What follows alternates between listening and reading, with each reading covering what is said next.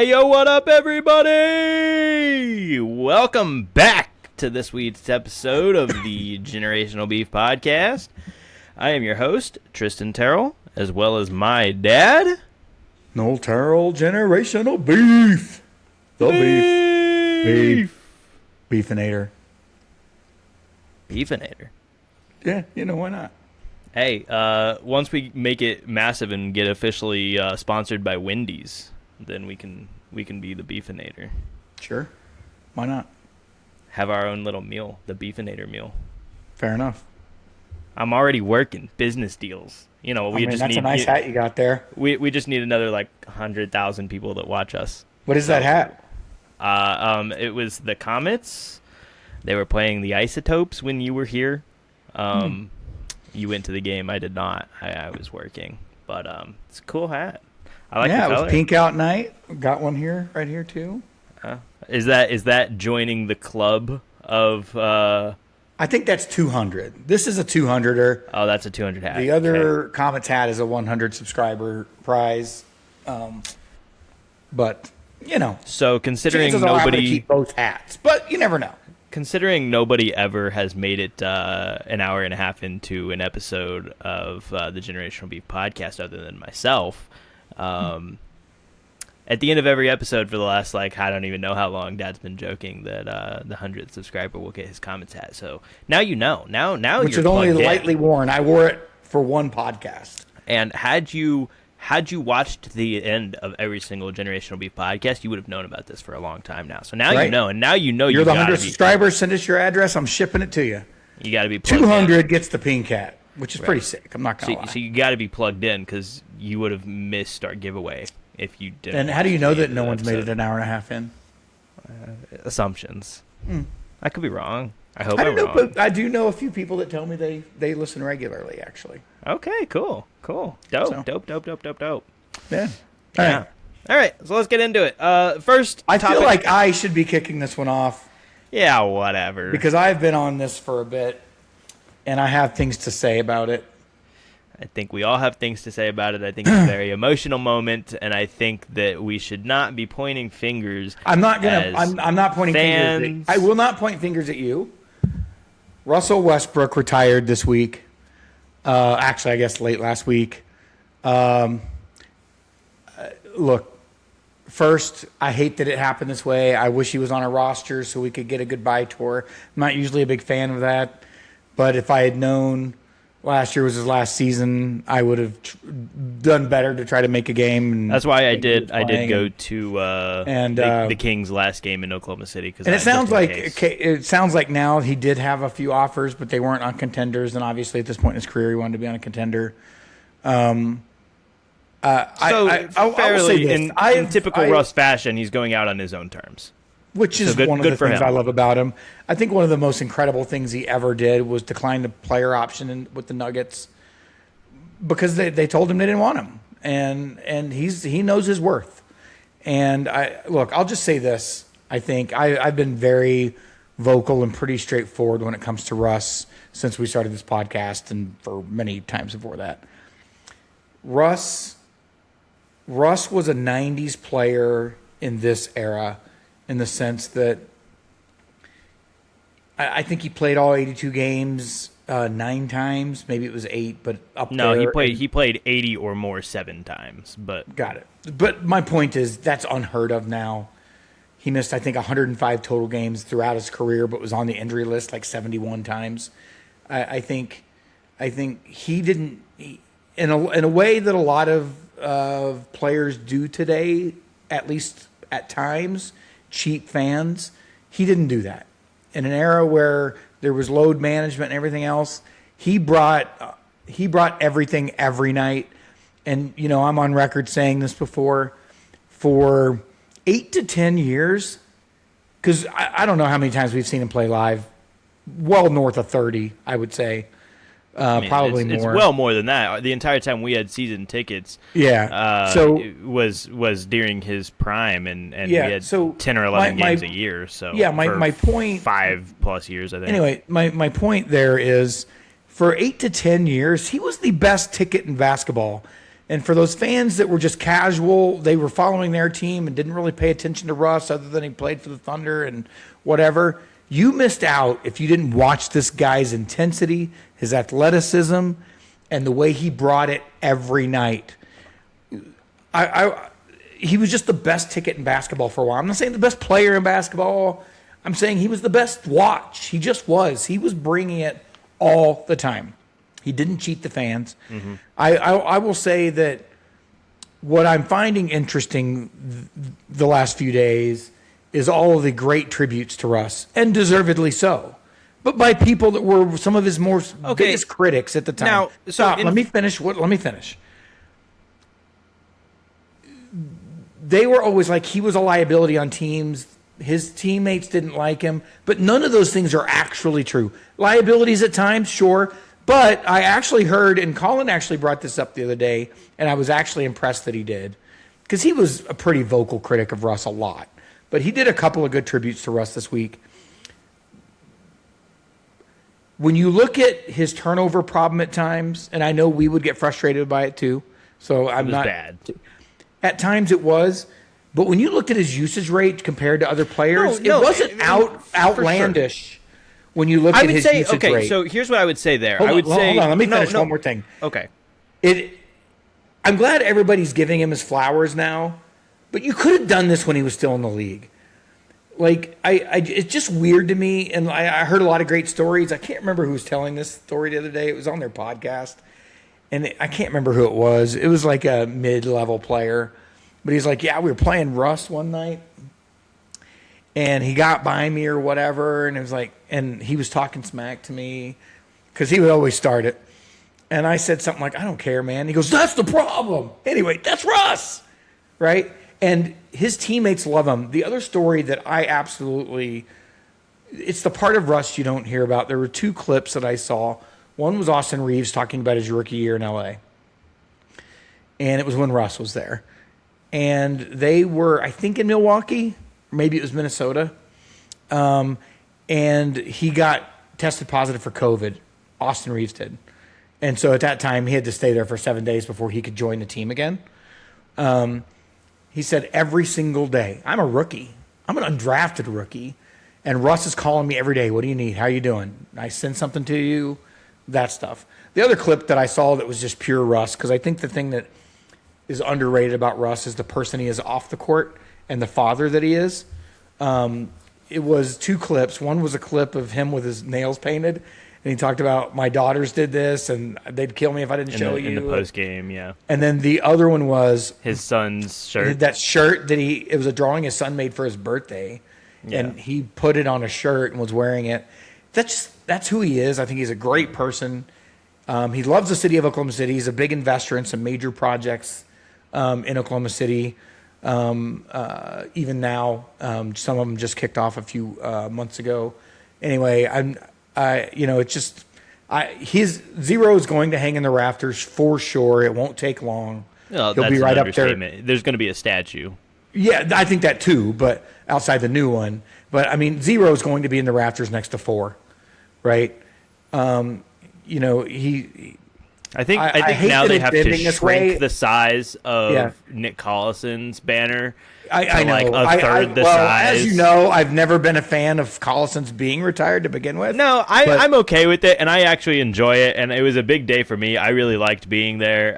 But for what it's worth, I like Nick Collison. It's not the same thing. He's still important to the program. He's still part of the. It's kind of like the Northwest Division titles hanging next to the championship banner now. It's like, what the hell are we doing, guys? It's the same thing. Yeah, I don't know. It's the same thing. I was never for that. Anyway, that's all I have to say about Russ. Yeah. Love you, Russ. Okay, so hopefully we sign him to at least a one-day deal so he can retire as a Thunder player. I want to argue with you for just a second so that way I can get that out of the way, and then I can go and talk on my emotions about Russell Westbrook positively. The first of which is that you talk about how his turnover numbers, like if you look at the numbers compared to the usage rate, isn't insane. I think that's fair. I mean, I think a lot of guys, especially when you compare them to like James Harden specifically, right, who also had crazy high usage rates in that same time period, also had high turnover numbers, and that's not like a crazy statement, right? And there's other guys too. But I think the difference would be, and this speaks to the positive and the negative of Russell Westbrook. James Harden and other guys had high turnover numbers because they had high usage rates.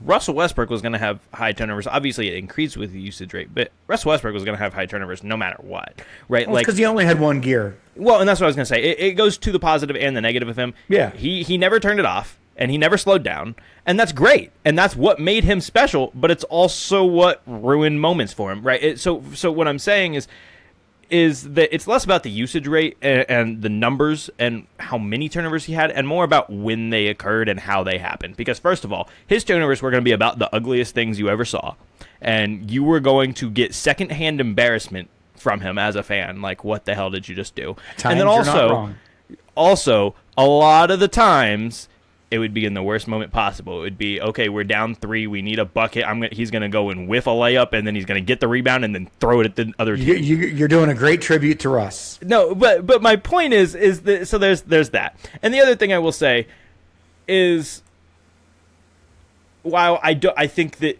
players not liking him or players That's not wanting to play with him at this point. Yeah, I believe that to be completely false. However, whenever you want to talk about him being a liability, he never won a single playoff series without Kevin Durant. Not one in his entire career.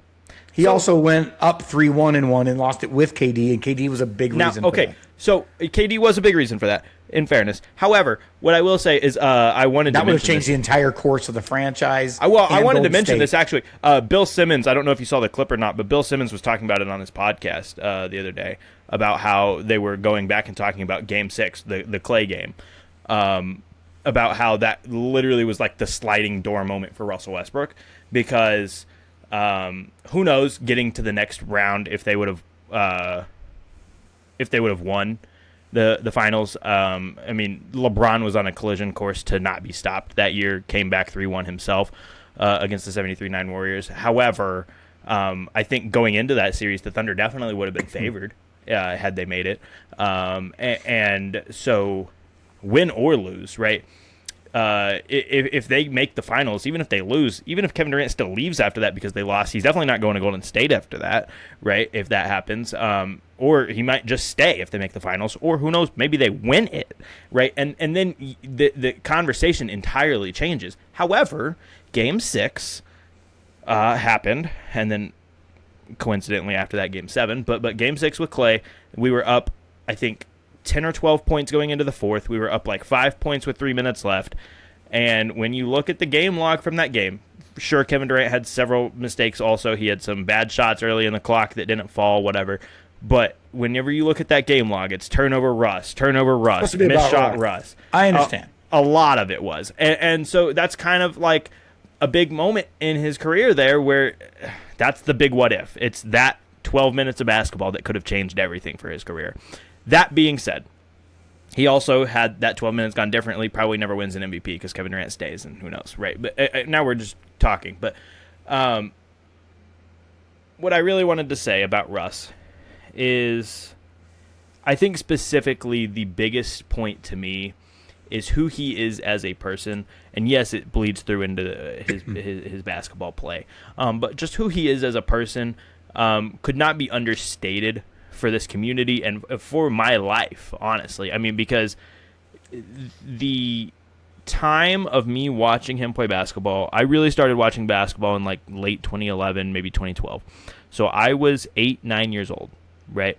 And then I watched him play basketball for my team until the summer of 2019, when I would have been 16 years old. So this is like the major developmental points of my life. So me viewing this is definitely more emotional than logical, because now I view it and like, yeah, I have an attachment to the Thunder players currently. And it's definitely different because they won a ring, right? But it's still different. Like, it's more logical, more detached, more, you know, whatever. That is just pure childhood emotion that I have with Russell Westbrook in that connection there. But I think your point there too is, like, obviously at this point, it's hard not to say that Shea's the best Thunder player of all time. Mm-hmm. The most loved is Russell Westbrook. Oh yeah, no, for sure. That can still change, but Russell Westbrook is the most beloved Thunder player of all time. And to that point, it almost makes me sad. It doesn't really, because we won a title and I love this team and all that. But it almost makes me sad to say that Shea is the best Thunder player of all time, because I want it to be Russ. I so hardly want it to be Russ, because there are a lot of people, even before the title, that with an outside view looking in, would have still said it was Kevin Durant. And so I would argue tooth and nail. But SGA to the death. has the scoring, the efficiency of KD. No. I was saying before the ring. No, I know, but I'm just saying, but he's got the ring here. Right. So, no. But if he didn't have the ring, I think it would still be debatable that it was KD. Anyways, but my point is, before the ring, when people were saying it was Shea, there were a lot of people still saying it was KD, and I would fight tooth and nail very emotionally, very drastically that, no, it's Russell Westbrook. Russell Westbrook's the best player in Thunder history. And so it almost makes me sad at this point to say, well, it's Shea. But it is. It is. Now, that's my point. Hold on. Is like, aside from the ring, so far, Russell, obviously overall accomplishments with the Thunder still loom larger. Aside from the ring, obviously he doesn't have that. He's number one in points. He's number one in assists. He's number one in rebounds. He just is. That's only because he's been here longer. He's definitely he will still always have more rebounds than Shea. He'll probably always have more assists than Shea. I mean, if Shea is here for 20 years, you don't know that, but right. He'll probably have more assists than Shea. He probably will surpass him in points. I agree. He's definitely going to surpass him in points. Again, depends on how long he stays, but it's not going to take too much longer scoring 30 a night, right? But anyways, well, it'll take a little bit longer. But I guess my point is 3, 4, 5 years, not. My point is he would get to that total quick on this trajectory. He'd get to that total quicker than Russ would. Anyways, he has 2 MVP awards, so there's that. I would say that if you're looking at raw numbers, you can have an argument, but even taking away the ring. But what I wanted to say about Russ is that the biggest point of it to me is just not even basketball. It's him as a person, and like I said, there was a major emotional developmental component of that to me because I was very young. But just him off the court, the person he is, the charity work he does, he's still very involved in the community today in Oklahoma City, and he hasn't lived here in more than half a decade. And who he is as a teammate, and then who that bleeds into him as a basketball player, going 90 miles a minute every single second on the court. And it's just the definition of, like, being that role model of, like, never take your foot off the gas. If you're going to do something, give it your all. You may not be the best, but you got to try. And it's just the amount of moments in my life that I witnessed. Like, I witnessed the 2020 game. I witnessed we didn't win the series, but when Paul George was here the first year, we were down like 30 points in Game 5 to the Jazz and came back and won, and that was Russ was stupid in that game. I witnessed the in-person, all these in-person, right? I witnessed the Golden State Steph Curry shot when KD was still here. But, like, all these moments, and in that game, people forget about it. After that shot, there was still a second and a half on the clock. We called a timeout. Russ got a good look around a screen for 3. He just missed. But Russ got a look. Kevin Durant fouled out early in the overtime period there, and Russ was trying to carry us. And so one more thing, and then let's wrap it up. But back to basketball for a second. He did something. First of all, I saw a clip the other day, and it was Magic Johnson, and right after him, Jason Kidd, and one other person. I don't remember who it was. And they were like, this was way back, and they were like, no one's ever touching Oscar's records. And obviously, Russ blew the doors off of it, and then he averaged a triple-double 4 times, which is insane. You've been guilty of saying this at times, but a lot of people say, well, anybody could do it if they tried. I don't think anybody could. I do think there are more people that could than do. But I'm here to tell you LeBron James couldn't even do it, and I'll tell you why. He definitely could have at points. He didn't. He could, but he could have. He maybe a time or two. I don't think he could have averaged a season there, and I'll tell you why. No, I'm saying for a season he could have. The energy it takes to do that Russ is one of one. I get now that Jokic has done it, but it's a different position that he plays. You're going to get rebounds. He's a passing big man and he's a scorer. So I don't mean to. I'm not taking anything from Jokic. It's still a very obviously impressive. He's the best player in the league still, in my opinion. It's between him and Shea. But my point is that it's a very difficult thing to do, and the amount of energy as a 6'4" point guard, specifically when it comes to rebounds. I saw a clip of him yesterday.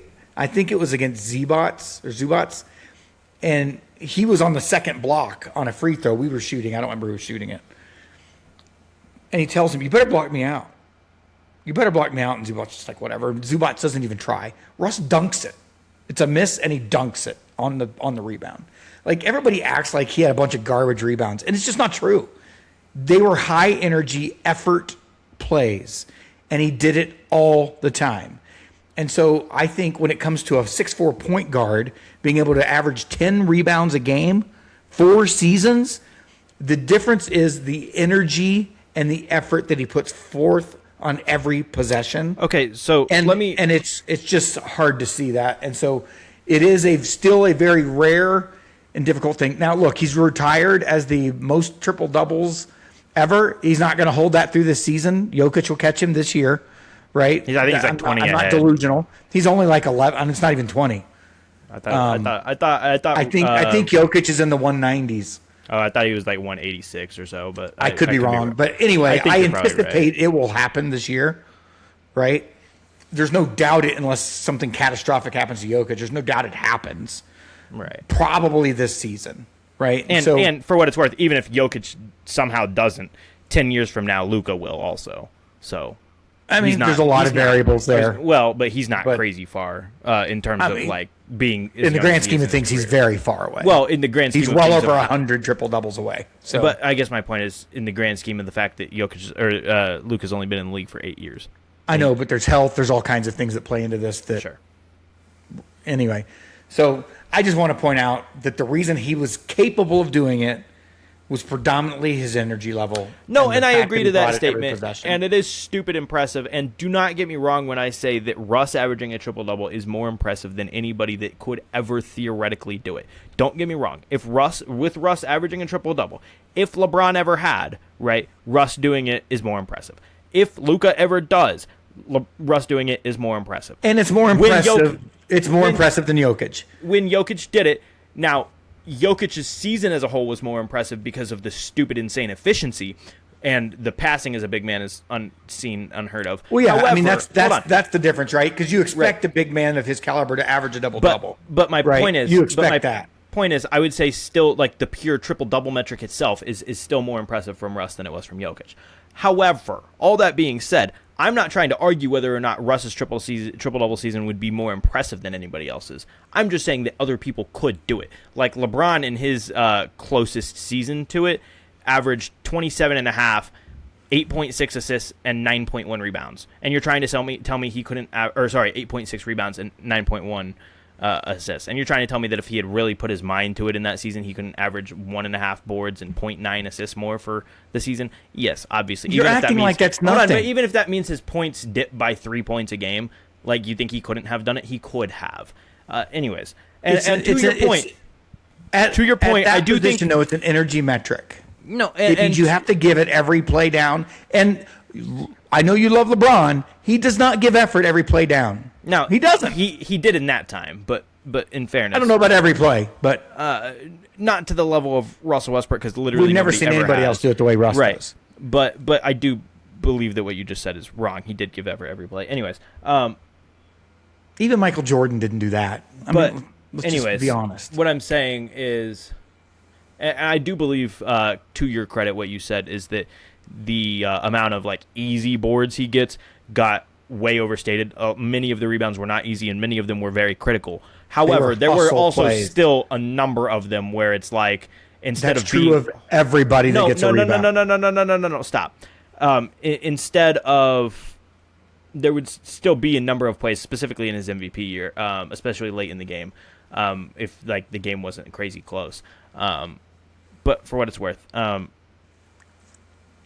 but like that season specifically, anytime somebody was shooting a free throw, instead of him being in the typical spot a point guard would be, he would be in the typical spot where a small forward would be, where he doesn't have to block somebody out, but he can go and get it. And there were even times where I saw Steven Adams would block out the guy behind him and let the ball hit the floor because he was letting Russ go grab it. That was not common. I mean, it was a game. I know what you're talking about. That was common. But the other reason that he would be in that place is because he's a great rebounder. And there was definitely strategy. We were putting our better rebounder in that spot. No, for sure. But what I'm telling you is that, like, there were obviously still moments where it was very much like everybody wanted him to get that board, and so he was going to. But I know, but we're talking about a fraction of the overall boards. I would say just true. Once a game, once every other game, right? So not a crazy amount, right? Once every 10, once every 20, right? That's what I'm saying. Not a crazy amount. And but that happens to just about anybody. And could he have still gets an accidental board? Sure, but well, I guess my point is that those weren't accidental. It was very intentional that Russell Westbrook was getting the rebound. This is supposed to be a tribute. You're terrible at this when it comes to Russ. No, I already tributed him for 10 minutes. Anyways. After you ragged on him first and then ragged on him again when we were done. So no, all right. No, next topic. I'm just saying. I'm just talking. But yeah. Anyway. Next up, I would like to just mention, so that way we can open for discussion. That I don't know if you heard or not, but it was officially announced that in Washington, D.C., they are going to start construction to build the hexagon. Because out of respect for Jayden Daniels, a 5-sided building is not okay. So the Pentagon is no more. We're transitioning to a hexagon. Fair enough. We're going to have 4 guys. We're going to, maybe out of spite, we're going to add a 5th down. Okay, I got it. Look, I don't want to talk about this very long because it's just stupid. It's ridiculous. I have been one of the biggest fans of Jayden Daniels. I said he has it. If he can stay healthy, who knows?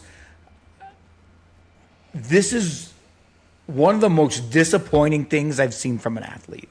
This doesn't make any sense at all. And even if this is all his mama, he needs to tell her to shut the hell up because this is embarrassing to him.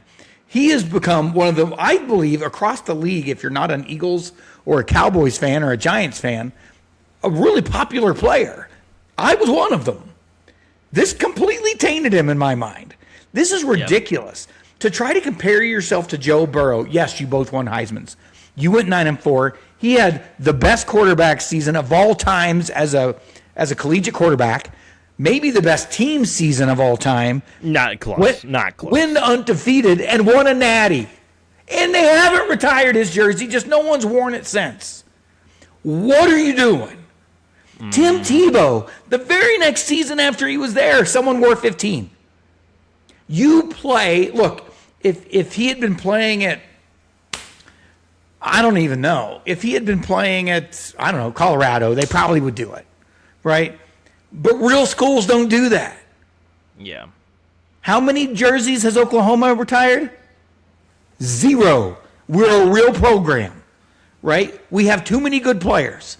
You don't retire shit, or there'd be no numbers left. And I don't remember exactly who, but LSU does have a small list, like 4 or 5 people. But I know. The last one was didn't you say it's 70s. from like the 60s and 70s, right? Yeah, the last one was like the 70s. Look, here's the thing. Even if he had Joe Burrow's season, they don't do it. Yeah, it's not a thing, and they have not done Joe Burrow's. I was going to say, no one's worn it. In the history of college football. And you know what Joe Burrow would say if someone wore it? Good for them. He wouldn't give a shit. In the history of college football, I would say that there is a real argument that the single, 4 most deserving players ever for one season to have their number retired, right? In college football, it would be on a short list, any particular order: Joe Burrow, Baker Mayfield, Tim Tebow, and Cam Newton. Cam is Probably the only right. one of those. Cam is the only one of those 4 that has their jersey number retired, and it's now he won a natty, right? And it's one of 2 or 3. The other, of course, I guess 2 of them did. Yeah, right.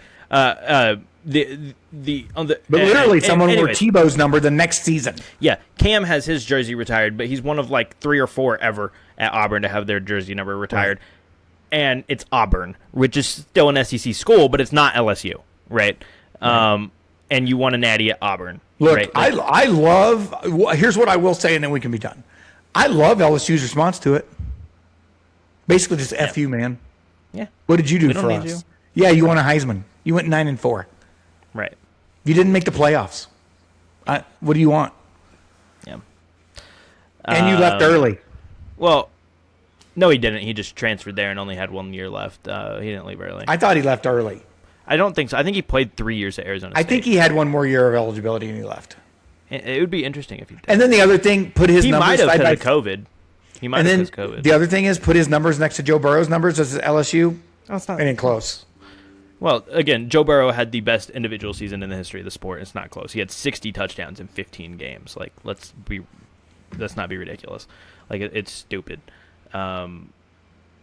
He was so good. Anyways, yeah, we can move on from the Pentagon, hexagon debacle. Jayden Daniels, it's mind-boggling, dude. Just shut up. And like you said, if it is all your mom, if it is all his mom, it gives very like Lonzo, LaMelo, LeVar vibes. Like yeah, a lot of their issues coming out was all LeVar just talking. Okay, well, shut up, dude. Like, it's the same thing. Anyways. Next thing is briefly Kawhi Leonard. And this is diabolical, ridiculous. I think it does mean I don't think I've received official word or seen any official word on it. But I think it does mean that Kawhi is going to be a Raptor next season. But basically, the NBA came out the other day and said that there is zero evidence of any wrongdoings on the Clippers' part, which is the most ridiculous thing I've ever heard because we all know it happened. And it's like... Well, to be fair, we don't know.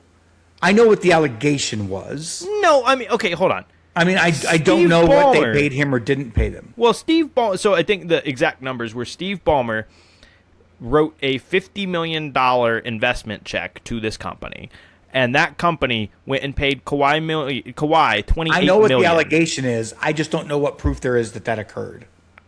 I know what the allegation is. I could be wrong, but I believe that there is pretty significant evidence that has been. If what you're saying is true, right? If that allegation can be proven, and I don't know that it can or can't. I don't know what the evidence is. Right. If that's true, then this is the league saving their ass. Oh, I agree, for sure. And to me, it's just really disappointing. If it can't be true, then if I'm Ballmer, I'm suing the shit out of ESPN, who I believe is the one that broke the story to begin with. Yeah. I think, for what it's worth, I guess I don't know for certain, but I think there is at least pretty decent evidence. Yeah, I'm not saying there's not. Right. But I can only go with what the league is telling us right now. Fair enough. And for what it's worth, we've had this conversation. Everybody's had this conversation. Adam Silver kind of sucks. That's fair. What it looks like to me from the outside is them hoping that if they just say that there's no wrongdoings or at least not enough evidence to convict of any wrongdoings, that people will just forget about it and it'll go away. And for what it's worth, they're probably right. That's probably to be fair, I don't think there's a convictable offense here. No, I don't think anybody broke the law. I didn't mean legally. I meant in terms of the NBA. Yeah. Bringing punishment. I mean, if he did what they say what the allegation was, it's absolutely violates league rules. No, obviously, but my point is I think that the NBA thinks that, and they're probably right, thinks that if they just say that there were not enough evidence, whatever, that it'll all just go away, people will just forget about it, and over time they're probably right. Whereas it would be a bigger black mark if they had... I don't know. I think what you're going to see happen, if this is a cover-up, and I'm going to say if, because... I don't know. Right. If it is a cover-up, whoever broke the story and knows the evidence is not going to let this thing die because it kills their reputation. Well, and I also think that if it is true and if this is the NBA trying to cover it up, you'll see it again from another team. Somebody will try it. But that's the other thing that's unknown here. This is a potential cover-up that's bigger than just we don't want to admit this occurred. maybe other It's teams are possible already they doing did this it. investigation and found a bunch of this happening. I didn't even think about that. I just thought about maybe the ramifications of other teams just doing it. I didn't think about the idea that maybe It's other teams possible already they're saying, are. we're going to say this didn't happen or there's no evidence. I hope that's not But true. we found out this, and this. You guys better stop it because we're taking your teams away next time. Right? Yeah, Behind closed doors. I didn't even think about that. That's the only other thing I could think of, because to me, this is more of a black-eyed bomber who is, I believe, the richest owner in the league. So you don't really want to piss that guy off. But at the same time, it's, I don't know. No one's ever actually presented the evidence. Yeah. That's the only thing I can say. The only thing to know. me right now that it seems like the league is caring more about, and I get people have complained about it, but the league is caring more about teams intentionally trying to lose than teams trying to cheat to win. And that sounds problematic to me. Both are problems, but one of them is a worse problem. First, cheating to win is bad. That's always bad. Trying to lose, I also agree, is bad. It's But not you as and I bad have as had cheating this- to win. It's not, but here's the thing, and this is important to understand. It doesn't happen. Not in the traditional sense that people think. You do not have players on a bad team out there trying to throw basketball games. It does not happen. Their that's my livelihood point of depends why, on like- being seen and being signed by someone else and or becoming a permanent member of that team as it moves forward. Players do not throw games unless they're betting on them, I guess, right? That's a rare thing, I assume. Players that are trying to make this league and trying to make the next tier of player, even if they're on a bad team, are out there playing the best they can. But that's my They point. may still suck, Even with that but they're not statement, trying to lose. the league cares more about the tanking than the Clippers cheating to try to win. I don't know that, but that's the point. That may not be true if the evidence doesn't support it. Fair. First of all, right? We don't know what that evidence is. That's the first thing. The second thing is they may care about it, but realize they opened a huge can That's possible. in this investigation. And if they did that, then I guarantee you behind closed doors, you better clean this up now. The next person, we're coming down hard. You're going to lose your team, you name it, right? So I don't know. All I can say is right now, in the reporting that I've seen, everybody makes the allegation, but I have yet to see the evidence that backs it up. Fair enough. So maybe it exists, maybe it doesn't. Maybe this is a cover-up just because they didn't want it to happen once. Maybe this is a cover-up is because in part of the investigation they found it happening all over the place. I don't know. Yeah. Now we can move on. Next tiny little note could be a factor in the season, could not be maybe. Keenan Allen signed a one-year contract with the Indianapolis Colts. Could mean something. Maybe, maybe not.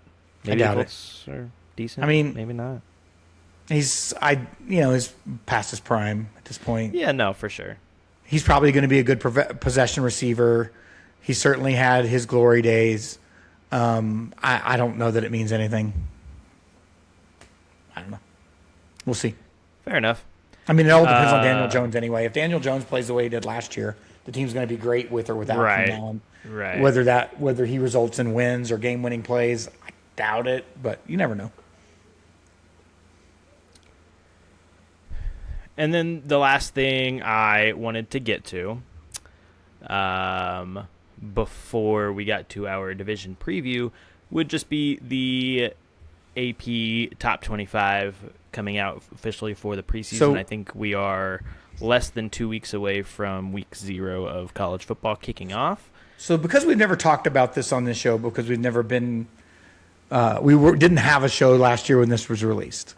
Right. I want to tell you something that I've discussed with you many a times, but it will tell the audience at this point, all 5 of them.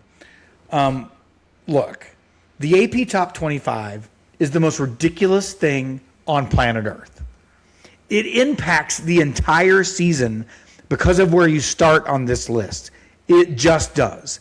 And no one knows. For example, I saw some controversy because Indiana's not at 1. You know what the controversy should be? That Indiana's at 5. It just is. look, their defense is probably going to be great again, but they lost their best player, right? Did they make it up? I don't know, right? I'll be shocked if they're the 5th best team in the league, in the country by the end of the season. But it's going to skew in their favor because they're there now. And now, so for what it's worth, NIL and because the other thing is the voters don't want to be. Hold on, the voters don't like to be wrong about teams. So those teams in the top 10, if they lose, unless it's bad and they lose like 3 in a row, they don't fall very quickly, right? It's because they don't want to be wrong. And so if you start low and you lose early, you're much more likely to get back to the top 10. They should not do this until 2 or 3 weeks into conference play. Then you can have your first one. That's fair. You just shouldn't do it before the season starts because no one knows. I mean, that's fair, technically speaking. Now, I will say, especially with a lot of your major programs. Sure, you could throw them up there and you might be right. No, but now with a lot of your major programs, you're not typically starting freshmen, a lot of time even sophomores anyways. A lot of it's not particularly a guess. Like, you've seen these guys play college football before. You know how good they are going to be relatively. Obviously, but with the transfer portal now, you know less than you've ever known. Well, kind of. You haven't seen them play for that team, but you've seen them play college football. And I mean, but if they played that great where they were, they wouldn't be at a new place. Well, that's not necessarily true. Sometimes you go to a better situation, right? Like John Mateer played great at Washington State and then transferred to OU because it's a better situation than Washington State. But anyways, like Indiana, they brought in a quarterback through the transfer portal, and you don't know how good he's going to be or not. He's got a ton of talent. The big difference right now, the big question mark on their season is that he is much more turnover prone than Fernando Mendoza was. So the question is, which would lose them games that they won last year. The question would be, can Curt Cignetti and the staff help him to turn the ball over less? And if so, I mean, I think they lose 4 games. They're probably still going to be. I don't even think they're a playoff team. I mean, and in fairness, odds would say that you're more likely not to make the playoffs than you are. And again, 9-4 in Indiana is a successful season. Yeah, fair. Even post-championship, that's a successful season. Yeah. Now, the thing is that there's been a lot of discourse specifically on them because it's like some people think they should be higher, some people think they should be lower, same kind of deal. But the people that all think they should be higher, it's like all last season, even as they went undefeated, even as we saw them beat Ohio State in the conference title game, we were still saying like, well, can they still do it? Like, is it possible? But you know why though? And first of all, it's bias against the school that's literally the most losing school in D1 history, right? Right. That's a true statement. It's still true, right? But it's also because, and I say this about a lot of things, but it is true. The experts and the pundits that are on TV and get the ratings and everybody watches, they hate being wrong. The reason they do that is just like with Brock Purdy. I can list a bunch of things, right? They don't like being that wrong about a guy, right? Or a team. There's no way Indiana can win that. Well, they did. Everyone was wrong, right? But now it's the opposite. Well, they should be higher. No, they shouldn't. Because you know what? They're still Indiana. We'll see. I think Cignetti is the real deal, right? But even with Mendoza, I think he overachieved with that roster. It was great coaching. Now, I will say the other thing that kind of goes against them this year would be that, like, last year they had the oldest age in college football because everybody on their roster, whether it was Curt Cignetti bringing them or with him or just grabbing talent from other teams, he grabbed a bunch of guys that had already played for 4 or 5 years and then said. And I think you're going to lose some of the magic too. You know, Cuban threw a bunch of money at him, said we won't lose a guy because of money. But you're going to start getting some guys that are only playing for that or only going there for that and don't really care that much and whatever. Anyway, they caught lightning in a bottle. You can't take it away from them. They earned it. They won the championship. They won the playoffs. They earned it. There is no asterisk. There's none of that. But it was lightning in a bottle. I don't anticipate it happening again. Fair. The other thing I wanted to bring up is, like you said, they're kind of like wishy-washy, irrelevant, shouldn't matter, even though they really do matter. Of the top 25, right? And this makes sense, obviously, but 17 of them are either Big Ten or SEC. The SEC has 9, and the Big Ten has 8, and the Big Ten also has 3 of the top 6, being 1 Ohio State, 2 Oregon, and 6 Indiana. I mean, I think it's always safe to put Ohio State that high. Oregon, we'll see. Obviously, I just talked about Indiana. Obviously, the SEC is what the SEC is.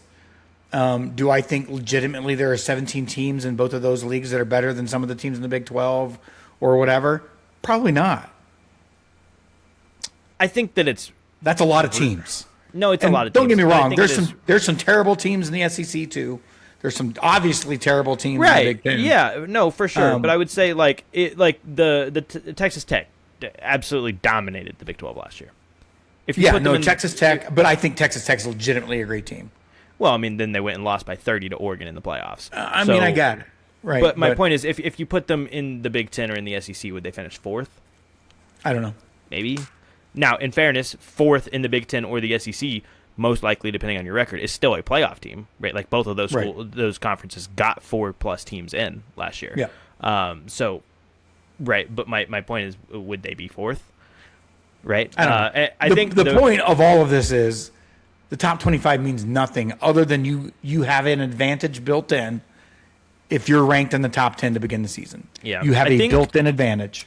I think the really big conversation for this season really starts to come in the conglomerate of teams from 8 to 13, right? In the rankings, number 12 being the highest ranked Big 12 team in Texas Tech, and then 8 through 13 other than 12 are that second tier of SEC schools, right? You've got Georgia at 3, Texas at 5, and then you've got the second tier all in. Oh, use it what, 10? Yeah, all in one grouping. It's 8 A&M, 9 Ole Miss, 10 Oklahoma, 11 LSU, and 13 Bama. And I'll say this now: for one reason or another, if Mateer plays like he did in week 1 through 3 last year, OU's gonna be tough. Well, and I think it's less about Mateer. I think it's more about the running game. Like we had literally like a bottom 5 to 10 rushing offense in the NFL. Yeah, we got to get the offense right because Venables have had the defense dialed in for 2 years. Yeah, we brought in 2 absolute studs, 6'5" plus, to play tight end this year, and Jason Witten is our tight ends coach. Rocky Beers season, that'll be fun. Yeah, I'm excited. I actually have. It could be good. I honestly feel very good about OU's year this year. Don't get me wrong, there's some tough games. Was it week 4, Georgia on the road? That's tough. That's our SEC opener in Athens. Week 4. I think we can win it, but it's tough. But it's tough. Yeah, for sure. Really tough. But you can lose that game and make the playoffs. And we play in Ann Arbor as well. Obviously, I'm not worried about that game. Obviously, Red River. And then we play in the Swamp, which Florida doesn't seem like a great team right now necessarily, but they did. I mean, the 2 toughest games early, and it's not close. The two worrisome games early, and it's not close, are Georgia and Texas. Yeah. Well, and then we also play A&M. We also play. I don't think we play. I mean, we year. have. No, maybe we. It's not the toughest schedule. We have one of the top 2 or 3 toughest schedules in the league, in college football. So it's crazy tough. I mean, we will earn our way into the playoffs if we get there. No, for sure. And much like last year. I mean, last year we had to run the gauntlet, and we did. And I didn't expect it to happen, and we did.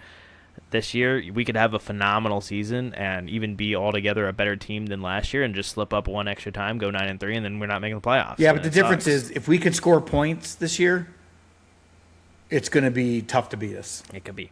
Because the defense is going to be great. No, yeah, for sure. I'm ready for football. Very exciting stuff. College football comes back very, very, very, very soon. All right, what division? Yeah.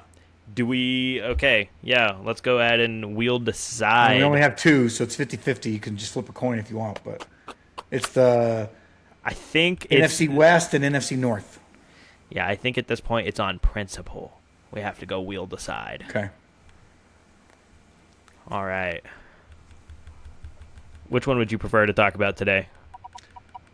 I think both of them are interesting. I think my most accurate one is the West. That's as fair. Far as records and all in.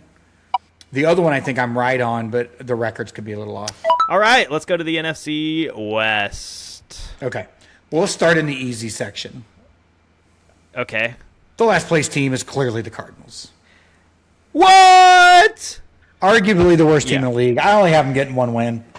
They're terrible. One is ridiculous. Well, but they're also in a really tough division. They're going to lose No, it's really, all really their divisional tough. games. Yeah, they're right going to off lose the every bat. divisional game. Yeah. I saw a meme the other day because I don't know if you knew or not, but Matt LaFleur's brother, Mike LaFleur, is now the head coach of the Cardinals. And obviously they have Jeremiah Love, right? And I saw a headline that was like, LaFleur says J Love is out this week with blank. And somebody was like, man, this could get really confusing for fantasy purposes. Yeah. It's like So Jordan Love, Jeremiah Love, who knows? I honestly don't know that we're going to have big discrepancies here, maybe on records. So in third place in the division, they're not a playoff team. They do have barely a winning record, is the 49ers. Okay, wait. Hold on.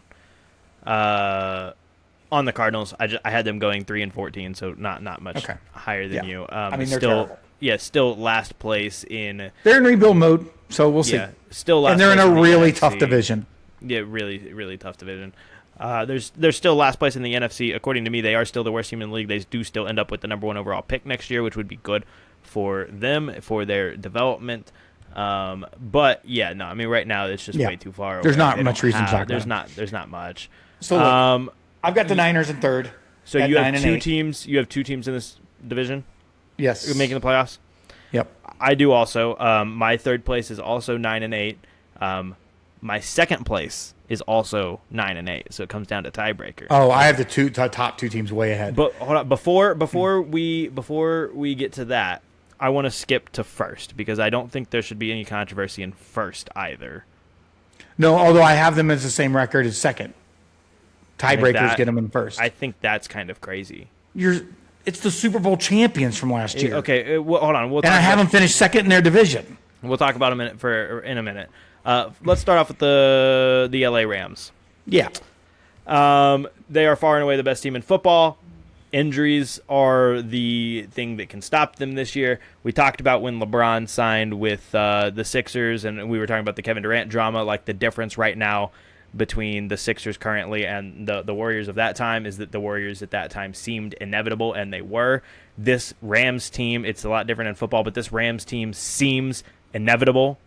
We'll see if they are, but outside of injury, they seem in really the last freaking 20 inevitable. years. In the last 20 years, they're the easiest Super Bowl pick. Yeah, And I mean, and that's saying something. 'Cause I think there's some really good teams in the NFC. They will be, as soon as they both step on the field week 1 and take a snap, they will be the first team in league history to field both the reigning MVP and the reigning Defensive Player of the Year on the same team. The 1995 49ers had both players win it on the same team. It was Dion and Steve Young, but then Dion went to Dallas, and this will be the only team ever to field both reigning players on the same roster. And can we just point out the fact that at this point, the footage of Donald, oh yeah, I mean, like he's going to sign. It's done. I mean, I don't know if that's true or not, but look, if here's what this looks like. We've talked about this before. Let's take the offense out of the mix. We know what the offense is. Right. Right, they're going to score best offensive coach in the league. They're going to score. There's going to score receiver duo in the league. They're going to score tons of points. Reigning MVP. Okay. Now you bring in Myles Garrett, who I can't remember what the number was. I had told you it last week. The amount of minutes or quarters that he played with a lead last year, or even in the last 5 years, is like nothing. Right? I think he played. Hold on, let me finish. He's going to play with the lead all the time. Mm-hmm. He's never just been able to tee off, and he has the sack record in the season. Well, right? I think. Hold on. Sack record in the season for a team that won 3 games. I understand. But that's my point. That's insane. Yeah. So the point here is this defense with Donald in there, right, has the potential to be the best defense of all time. And I don't mean because they have more talented all the way around than others have. I don't think that's true. Obviously, you could start to argue the best defensive line of all time with those 2 guys playing, right? And right now, the footage I've seen of Donald, he looks like a beast again. Like, it doesn't feel like he's lost anything. And so if that's true, you never ever have to rush more than 4 because you got 2 guys that need 4 guys to block them, and they're still going to win that battle a lot. Yeah. Well, and that's the thing. Hold on. So imagine a world where you could almost argue I could rush 3. What does that mean if I'm rushing 4? I have to keep my tight end in, and I probably got to keep my back in, right? So I've just reduced people in the routes by 2 if I don't want to get my quarterback hammered every play. Now I've probably got my 2 corners, one-on-one receivers, and everybody else is in a zone. I don't know where you're going to throw it. You're certainly not going to be able to run it because what makes Myles Garrett special, there are a few guys in the league that are, I don't want this to sound disrespectful because I don't mean it that way. He's the best defensive player in football. That are close to him in pass rush, but they're one-trick ponies. They can't do anything else, right? He can play the run. He does it all. He's an all-around best defensive player in football. Whereas like Parsons can rush the passer, but he can't stop the run, right? Like or Crosby is kind of a really good player all the way around, but he's not Myles Garrett. And then you put a guy like Donald who can stop up the middle of the field. You're not running it down the middle, right? I don't know what you're going to do to this team. Okay, so I would like to stop you because I think you're being at least slightly or quite disrespectful. To who? In the sense of, I don't even want to talk about Aaron Donald right now. He's not on the roster. Oh, he will be. He might be, whatever. He's not. Myles Garrett has never played alongside another guy that had more than 6.5 sacks in a season.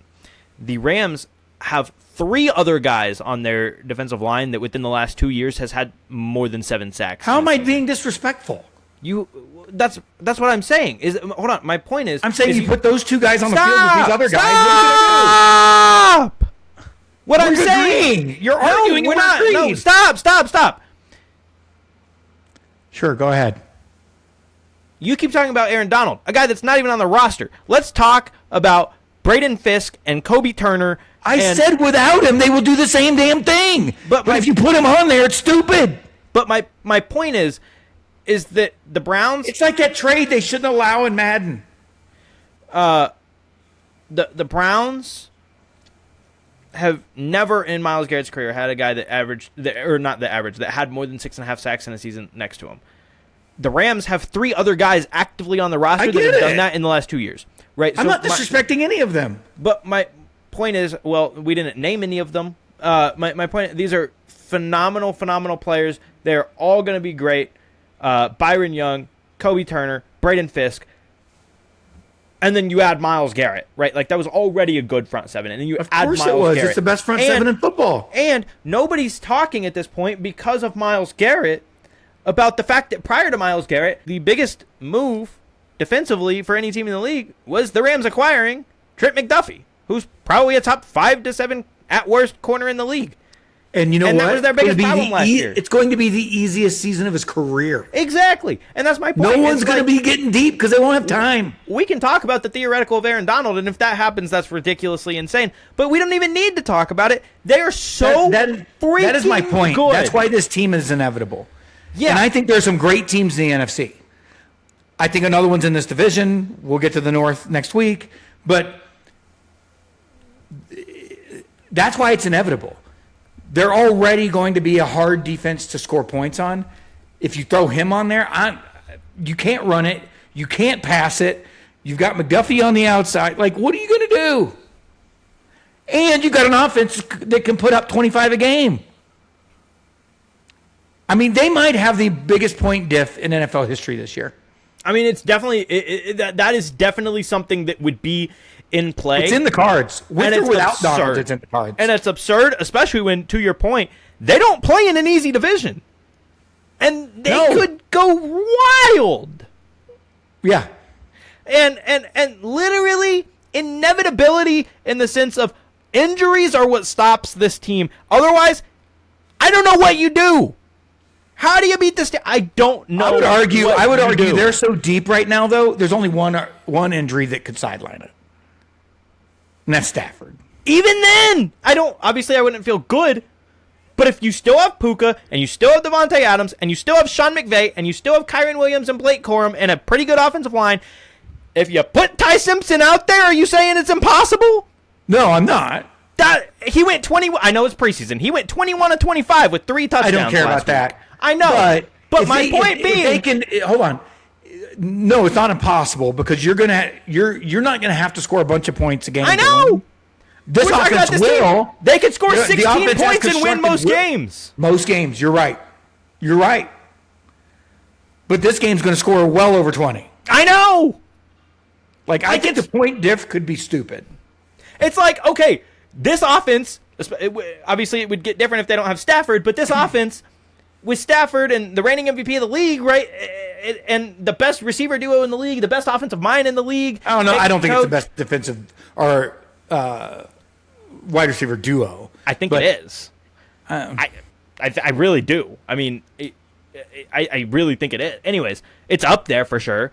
I'm not saying it's obviously it's great, but you take this team and it's like with Stafford, it's like you're game planning for this team offensively, and you're like, holy crap, we're gonna have to score 33 points to beat this offense. And then you look at their defense and you're like, holy crap, we need to make sure that we hold their offense to 14 points because otherwise we're gonna lose because of this defense. If they don't have like, what do you do? If they don't have any catastrophic injuries on defense, and especially if Donald signs, I don't know that this team will give up 20 all year. Well, I was going to say, like if they don't have any crazy injuries going into the playoffs, they might not win a game by less than 13 in the playoffs. And we're talking about the best other teams in the league that they have to play every week at that point. I mean, it's like they could win the Super Bowl by 30. Legitimately. I don't even have them losing a game until week 14. So here's what I'm going to say. My record for them is 16-1. I do have them losing one singular game. I have them losing 3, but part of that's divisional stuff. In fact, It's funny. I have the Rams, the Seahawks, and the 49ers all have a 4-2 divisional record. The only game I have them losing all year, and again, we could call me crazy, and it's possible, whatever. The only game I have them losing all year is because their opponent is coming off of a bye, and I really like the opponent's coach. I have them losing to the Chargers. That's it. Like, end of list. I have them losing to the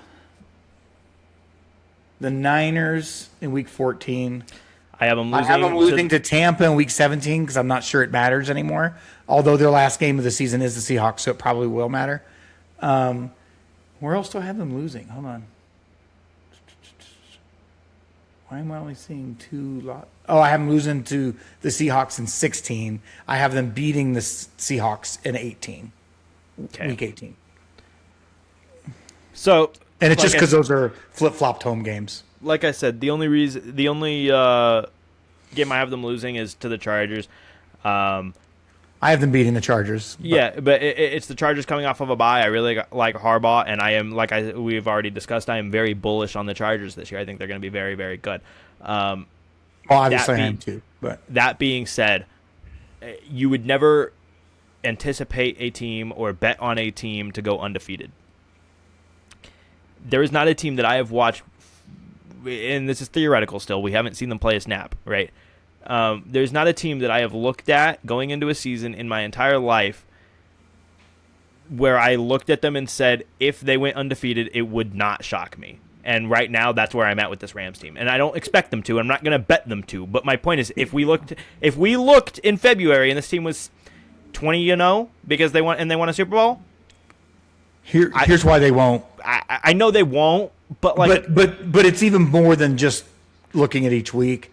If they're 16-0, they don't play starters against the Seahawks in the last week of the season. Right. It's just this. Right, because that's the last game. You don't go out on the field against another playoff team on the last week when you don't need the game. Yeah, this team is actually ridiculous. They're so good. They're inevitable. How do you stop them other than praying they get hurt? Like, the absolute insane roster construction by Les Snead this offseason. And you know what? Obviously, we've already talked about this several times. I actually pretty adamantly hated the Ty Simpson pick. And it wasn't just about Ty Simpson. A lot of it was also about, you could have gotten something to help you win a ring right now. But if I had known at that moment when they made that pick that in a month or two or however long it was, they were going to trade for Aaron Donald, they were going to trade for Myles Garrett, I'd be like, okay, do whatever the hell you want with the pick. It doesn't matter anymore. And sign McDuffie. Well, they already had McDuffie at that point. But my point is, like, okay, whatever. It's not going to matter. Like, tough. That's fair. So at this point, that pick looks, and he still hasn't even played yet other than one preseason game. That pick already looks so much better than it did in April. Because at this point, I don't care. Like, what does it matter? Yeah, if your goal is this year and this year alone, who cares? You've done it. And they're kind of doing that because the one thing that they did do is they have mortgaged the future on some of this. Well, but in fairness, they don't have a lot of picks. We've discussed this. They always do that, right? Like since Sean McVay has been there, I think they've made 2 first-round picks, and one of them was Jared Goff, right? Like they always do that. That's nothing new. They don't. Yeah. They trade their picks all the time, right? Like so I'll just say this, and we can stop talking about them because it's ridiculous. It's stupid. I assume now, oddly, because of the way my records in the other divisions worked out, I don't have them as the 1 seed, but I have them winning the Super Bowl. I mean, I obviously I have them 16-1. I have them as the 1 seed. We're gonna have another episode where we talk about what happens in the playoffs, but let's be real. So so we've kind of already hit it. I've got Seahawks in 2, and I've got the Niners in 3rd. Okay. Here's the thing, and I think this is a critical. You know, I didn't overall take injuries into account to big players. I didn't do that. Seahawks or Niners injuries are inevitable. It's never going to happen. They are inevitable. They're already happening. Have you seen the list? Oh, yeah, no, it's bad. It's bad. Ricky Pearsall's out for the year. But here's the difference. You've got 2 of the most elite rosters in football in this division, and it's not the Niners.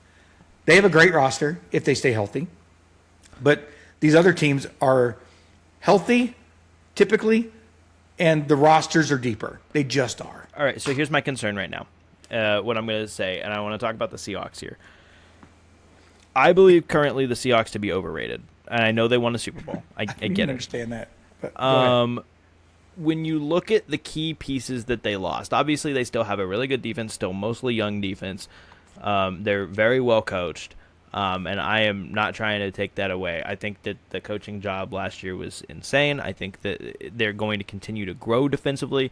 But they did lose edge Boye Mafe to the Bengals, who is a very key piece. He was a starter. He was very good for them. They lost Reek Woolen to the Eagles, and they lost at corner, and then they lost safety Kobe Bryant to the Bears. Those are 3 monumental key pieces to their defense that, like, yes, I would expect them to be able to rebound because of the coaching and because of how young they are on that side of the ball, and they're still really good, and you would assume they're deep, right? But here's what I'll say. I'll say this. You just won the Super Bowl. You're the reigning champs. You clearly have coach and quarterback duo correct, and that is 80% of the problem. So here's what I will say. Hold on. Let me finish. The key here is right now their GM has done immaculate things in the last 3 to 4 years, and I trust them. If they let players go, I think they have a plan. This isn't like when the Dolphins let a player go and what's our plan? They don't have one. I trust right now, until proven otherwise, Seahawks have a plan. Maybe. Here's my thing, though. For me right now, I will give you that benefit defensively. I will. While I do believe it would have been a bad contract had they given it to him because I don't think he's worth it, you still did lose Kenneth Walker, who did win Super Bowl MVP and was insanely massive over the last 6 games, like going back to the regular season. Couldn't have been more important. Couldn't be overstated his value in that run. They probably don't win a Super Bowl without him, right? And you lost him, and maybe even more key to that, the reason why he was so good, you lost Clint Kubiak. And I think that is a massive deal whenever your head coach is a defensive guy. And whenever, even with that great OC, your quarterback, while maybe he's the right guy, right, still led the league in turnovers. And now you take away an OC and a running game. If the head coach is you only have the one guy, real weapon. if the head coach is truly the guy, then you have a plan for the OC. You know he's gone. The Right? guy Hold that they on. brought in to be the OC, I forget his name, but he has been a coach in the NFL or college for like 20 something years. He's only been on the offensive side of the ball for 4. Prior to that, he was on the defensive side of the ball. And I'm not saying maybe I'm it's just not the telling right you, I guy. have I faith don't in know. their organization right now. I like what they're doing. We'll see. I could be completely wrong. And if I am, Yeah. I am. But until they prove me otherwise right now, they built a Super Bowl roster basically out of nothing in 3 years. Here's what I'm And going to say. That's incredible.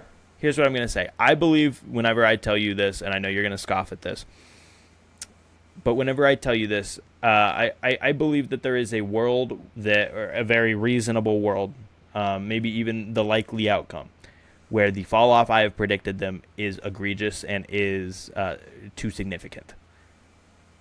But I just don't believe that because I believe in their head coach. I just don't believe it. But what I'm saying is, I believe that there is a possibility, maybe even a realistic one, where the fall off I predicted for them is too much and is too egregious. But I do believe there will be a fall off this year. They're not going to win 14 games this year. I don't believe that. I mean, they might win 11 and still be a playoff team. But what I predicted is I have them at 9-8. The offense right now really scares me. You've got JSN and basically nothing else in terms of receiving weapons. You're really, really trusting that Jadarian Price is going to come on strong as a running back because Zach Charbonnet is going to be hurt until probably at least week 13 or 14. You lost Kenneth Walker and you lost Clint Kubiak. And oh, by the way, like I mentioned, Sam Darnold still led the league in turnovers last year. Yeah, they won a ring anyways, right? But he still led the league in turnovers last year. It just really scares me right now. Like, yeah, that defense is still going to be elite. Although they did lose pieces too, but I'm going to trust them there. I just don't know about the offense right now, and it does scare me. Now, in terms of JSN fantasy production, he's not going to fall off at all because he's all they got. But the offense as a whole, in terms of what it realistically looks like on the field, it scares me. I just think they're easily second in this division. I have them at 9-8. The Niners are already a mass unit. So now, in fairness, they were last year too, and it didn't matter. I have them at 9-8, going 3-3 in division. And for what it's worth, I also have the Niners at 9-8, going 3-3 in division. I have the Niners 9-8, but all 3 of them I have 4-2 in division. They all beat the Cardinals and they all lose on the road against the other team. Yeah. I would say that I've got them going 3-3 in division, right? Because I've got everybody sweeping the Cardinals, everybody getting swept by the Rams, and then they split with each other. So they both go 3-3. I've got them both at 9-8. And then tiebreaker, unfortunately, sees that the 7th seed in the playoff makes it, and one of them is the 8th seed and misses. And for me, the 7th seed in the playoffs is the San Francisco 49ers. Am I maybe egregious in the fact that I am picking the Seahawks who missed the playoffs? Maybe. That might be excessive. But I do expect a pretty significant fall off. Like, even if they make the playoffs as the 5, 6, 7 seed, I don't necessarily think, other than saying, well, but they did it last year, we'll be looking at this team in late January saying they have a chance to win a Super Bowl. Other than, well, they did it last year. I think this offense is just really going to struggle. I really do. And it sucks because I like Darnold and I like what they did last year. Obviously, they won a ring. It worked. But they just scare me, the prospect of them offensively. And for what it's worth, right, their strength of schedule, according to me, is stupid. They're a .536 strength of schedule. The other thing really, that I really think tough. The other thing that I think is important to bring up, and this is going to sound disrespectful, and maybe in some ways it is a little bit. I think if you go back 5, 6 years, I was in the position where I was thinking, man, John Lynch might be one of the top 2 or 3 GMs in the country or in the league. I don't think that's true right now. I actually think he's falling asleep at the job. He has put together an immensely talented roster, but they all have the same flaw, and that is health. That's a massive flaw. Right? Yeah. And I feel like over the last 2 years specifically, they should have done something to address that. And I don't feel like believe they that's have. fair. I don't feel like they have. And especially because, I was on the record as saying that I thought last year was probably Shanahan's best coaching season ever. Yeah. And of course, I have my problems with Shanahan, but he last year I felt like was maybe as a professional his best coaching season ever, because of the way they handled themselves in immense diversity and with a bunch of injuries. And I think that what we're seeing in some ways is Lynch almost taking that for granted, what Shanahan's getting out of that. Because at some point you have to give up on some of these guys. I know they have a ton of talent. Yeah. But at some point you got to give up on them, and you got to bring somebody in that's available. To play devil's advocate. Because your window, because I will say this, and I don't even think this is controversial. The window on this team as constructed is closed. It just is. Mostly. I would say that the devil's advocate argument there would be if this is the year that they're all healthy, it's possible. But they're already not. Well, their key players are. And it's not possible. We were talking about the inevitability of the Rams in their division. Agreed. Now, but here's what I will say. Because of the team that they've constructed, right? Because of the fact that we talk about this team and we're like, oh, their biggest issue is injury, and it's like they're all immensely talented, very skilled players. It's just that they're always hurt, right? When you talk about this roster, it's Christian McCaffrey, it's George Kittle, it's Brock Purdy, it's Mike Evans now. They do also have Debo and Brandon Ayuk, who are obviously all three of those are way past their prime, and they're all injury prone. But still, it's Trent Williams, it's Nick Bosa, it's Fred Warner, right? These are all extremely talented players near the top, other than Brock Purdy and then the receiving core, right? Near the top of their position in the league, if not the top of their position in the league, when they're healthy. Obviously, they're just crazy injury prone. Right now, with the Rams, we're talking about the inevitability being like if they get hurt, right? But that's not really a concern we have right now because they don't have a bunch of super injury prone guys. With the Niners, it's like almost a foregone conclusion that they're going to have several injuries. Well, they already do. But if they didn't, pure roster, I mean, like it's all we looked at this team like it was. Well, they're not. Okay, hold on. Pure roster, they're not better than the Rams on either side of the ball. Stop. Let me talk for a second. What I'm saying, I agree. But what I'm saying is that over the last several years, not this year, obviously, but over the last several years, like 5 basically, it's like, or at least ever since they got McCaffrey, so the last 4 years now, it's like if they're all fully healthy, this team is like an Avengers level team. Like that's kind of what we had thought. Yeah, but now that team's in LA. They're all coming together. It's not this one. Right, but what I'm saying is I think that if they could theoretically have a dream season where everybody was healthy, the margins between them and the Rams are a lot smaller than everybody would give them credit for. Not with Myles Garrett on that team. No, and again, I'm not saying that they would be a better team. They wouldn't be, and they just wouldn't be. But because here's the equivalent when you talk about Avengers, right? You already had the Avengers in LA. And then you traded for Myles Garrett. And you got Thor. You just added him to the Avengers. Right? Yeah, no, absolutely. I mean, like... And if Donald comes back, you just got Deadpool. Like, no, it's insane. And you already had Avengers. Yeah. No, for right? sure. It's it's... There's no... Those rosters now, and that's why I'm saying the window's closed. And that's probably true. If they're fully healthy all year, they're still not the Rams. No, for sure. But that means that they're a playoff team, and a good one at that. They're just not going to beat the Rams. But then that's discounting the Super Bowl champions, right? Who I still believe is going to be a great team. I know, but I think they're still going to be a great team. The window for this 49ers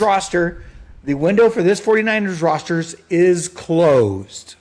I think that's a relatively reasonable statement. I just think that if the Rams weren't the Rams, then I could still have some hope. But I guess my point is we were just talking about John. Because the other thing about this Rams team is overall, outside of Stafford, it's a pretty young team still. I mean, And Adams. Stafford and Myles Garrett and Devontae Adams and No, but Myles Garrett's still in his prime. He's in his prime, but you could argue, technically speaking, that so is Matthew Stafford. I mean, he's 39 years old. He's still playing that well. He never won an MVP before last year, so you could understand argue that he is in his prime. He had never been on a roster that good either. But no, obviously, right? I'm just even saying, last year, that was a better roster than the Super Bowl year. I can't go that far. I mean, in the Super Bowl year, they had Jalen Ramsey and they had Von Miller, who wasn't in his prime, they brought in some 1-year close. Guys. You're not wrong about that. And they had Odell, who before he got hurt was. But really I guess my point is, this stretch. roster isn't borrowed roster. These aren't 1-year guys. No. This roster's together for a bit. Yeah. I mean, no, it literally has a chance to go down, and I think more than a chance. It has a good possibility. Like we said, injury. It has a realistic, real possibility, and we're talking about this preseason, for this to go down as the single greatest 53-man collection of talent in the history of sports. Yeah, I mean, look, here's the thing. This defense, without Donald, if he comes back, hold on. If he comes back, this defense, as constructed right now, is going to rival the Ravens and the Bears. Yeah. For what it's worth, it still could without him. I just said without him. That's without him. Oh, I thought you said with he him, comes back. I don't know that there's going to be a comparison. Yeah. And then, because here's the thing. Again, I go back to this and back to this and back to this. Myles Garrett had the sack record last season on a 3-win team. And when you can do that when you're not playing with the lead every game, I can't imagine him playing with a lead. He's just going to tee off on guys in the fourth quarter.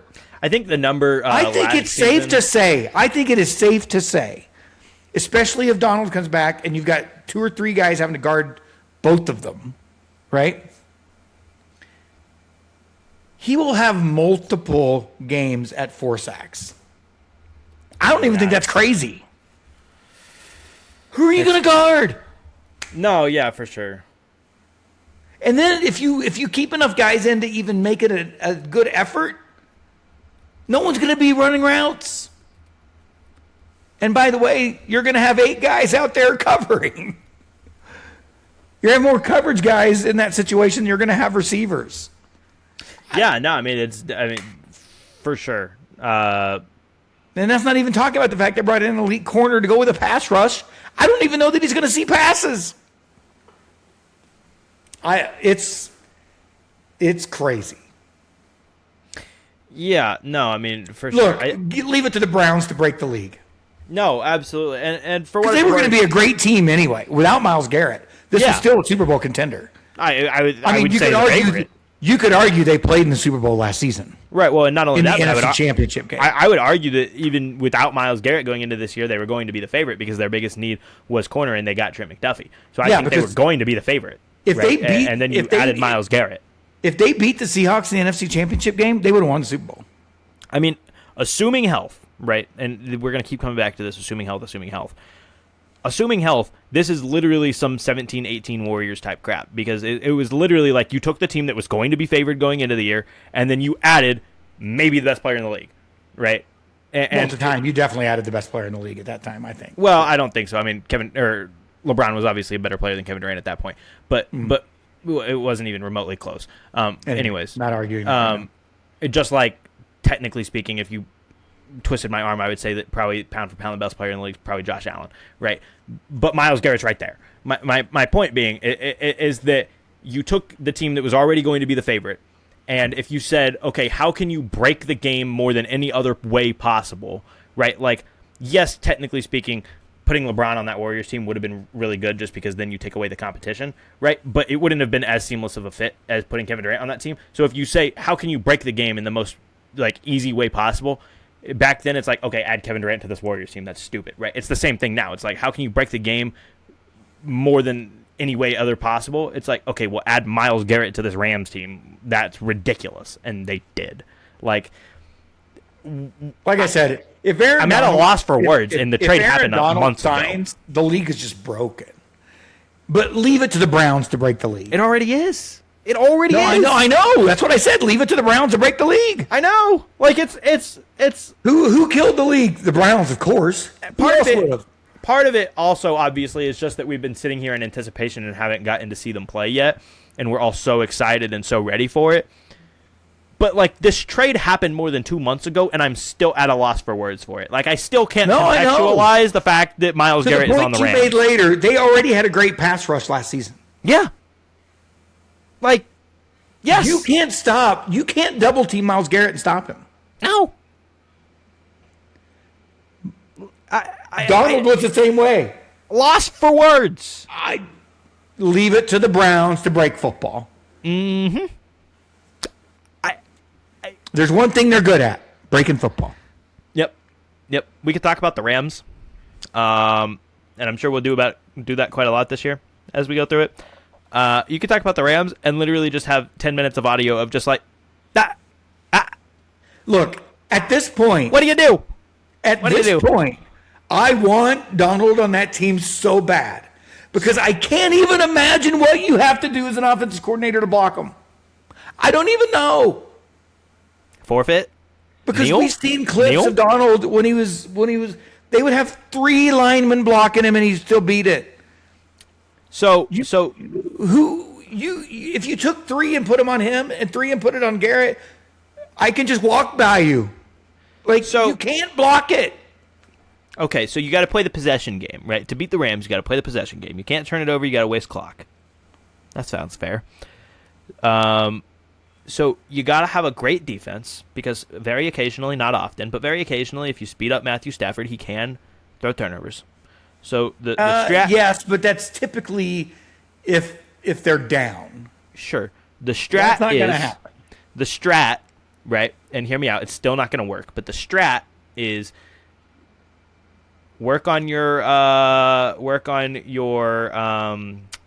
special teams. Make sure you have the best punter possible and the best long snapper possible. You can't ever have a mistake on special teams. Kneel, punt, turn Matthew Stafford over. So look, and it's still not going to work. I don't disagree. You can try. But I would say what that means is, from the AFC, there's only 2 teams that would have a little legitimate chance to get them in the Super Bowl. 2. Denver and Houston. And I think that's possible. I mean, now, I still don't think they could do it. Yeah. Because those 2 teams are not going to score against that defense. Right? Not enough. Probably not. And so those are the only defenses that could do potentially what you're talking about. I think right now the Texans are the biggest wild card for me just because we have seen C.J. Stroud play at the level of a 4,000-yard passer and be good in this league. And I know it hasn't happened for 2 years. And I'm not sold on Bo Nix yet, but I do think he's going to have a breakout year this year. But, another year with Sean Payton. And you got Jalen Waddle added to the mix. And yeah, I do disagree there. But I'm just saying, I think that if you can have a year where C.J. Stroud goes back to rookie year or at least close to it, in the I NFC, think there's a real wild card there. In the NFC, the only teams that could really, when you think about defense, you're talking the Vikings. I mean, if you want to the talk Seahawks, that's about it. I mean, if you want to talk about just ground control, don't turn the ball over, waste clock, play great defense, really to me, it's the Eagles. That's it, right? Yeah, but I mean, I do think the best defense outside of the Rams in the NFC is the Vikings defense. I mean, I fundamentally disagree with that. I think that bare minimum, the Eagles is better. Maybe you could still argue, even with the losses, that the Seahawks defense is better than the Vikings. We'll see. When we talk about the North, we'll see. But I think that right now, to that point, and kind of like what I said in our NFC East preview, where you asked me which team I thought had the higher chance to win the Super Bowl between the Cowboys and the Eagles. Obviously, I'd say the Eagles. I think that when you get to a playoff scenario, the team right now that has the best possibility to beat the Rams, and they're still not going to if they're healthy, I think it would be the Eagles. And I think that the biggest reason for that is ground control. Don't turn the ball over. Run the clock.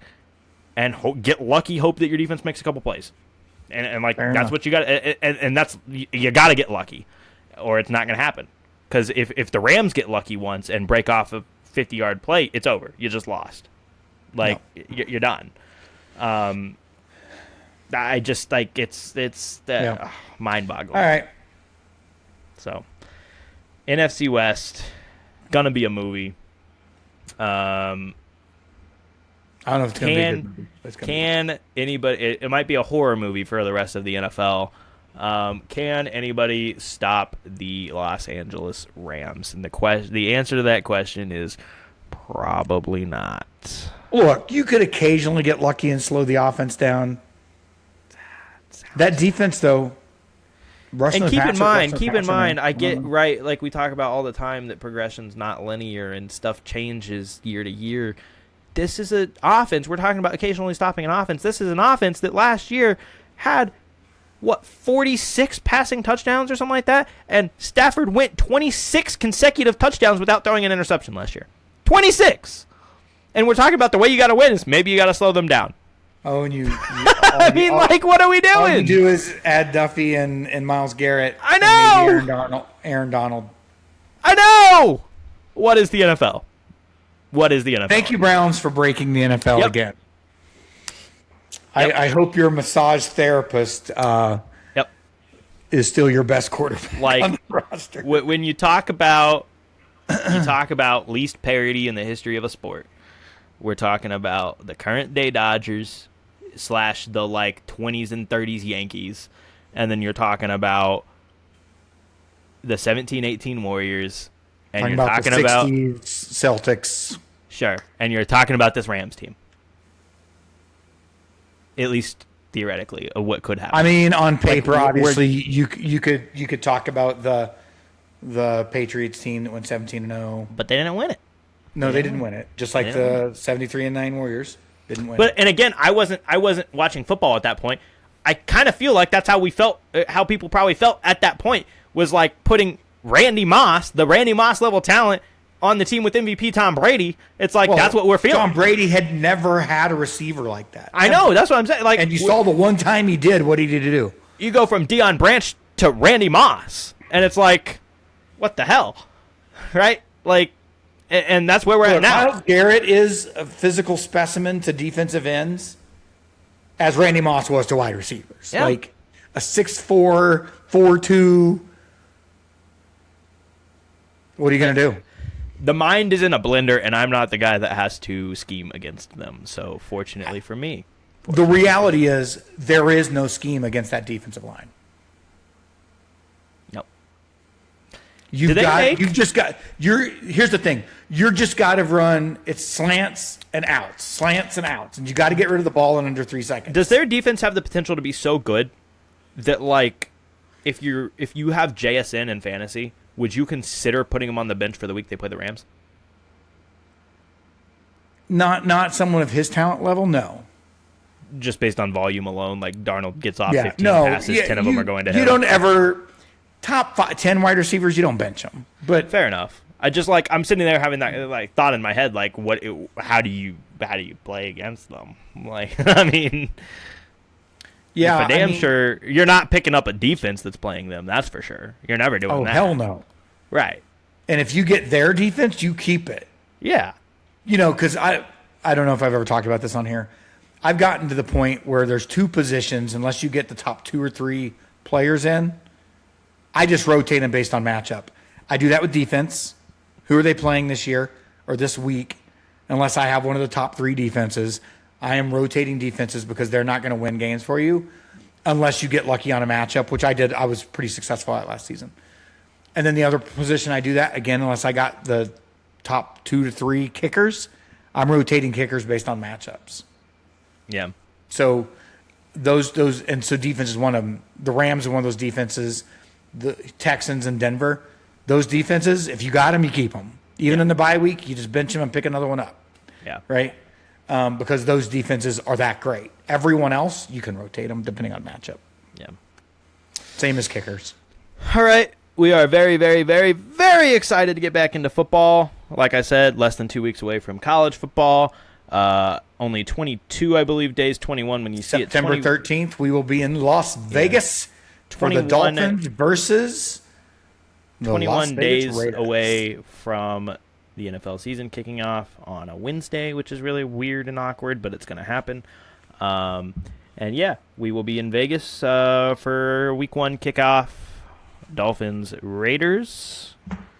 Sooners play in Ann Arbor that weekend. We'll see. I assume we'll be watching Kirk Cousins play, but we will be watching Kirk Cousins play. That is, unless he gets hurt. Kirk O'Chains, baby, let's go. Let's not go. Let's hope the Dolphins get a win. They're not going to, but let's hope. No, I mean, I hope they could. Do, they could. This could be one of the 3 games they win. I do not see it. I don't see it, especially with the veteran quarterback play, but we'll see. Yeah, it doesn't feel great. This game could be a shootout, though. It could be, which sucks because we don't have offense. I was going to say, or defense. We have to have an offense to have a shootout, but they have an offense. If Devon Achane takes 3 to the house. Man, I love Achane, so obviously. Yeah. Anyways, okay. That's all we got. Football right around the corner. We'll see y'all there. We're very ready for it, very excited, just like we know y'all are as well. Last division preview will be the NFC North next week. I might spin the wheel just for the memes at this point. We'll see. But yeah, we'll see y'all then. Very ready for football. Generational Beef. Socials at Gen Beef Pod. We out. Peace.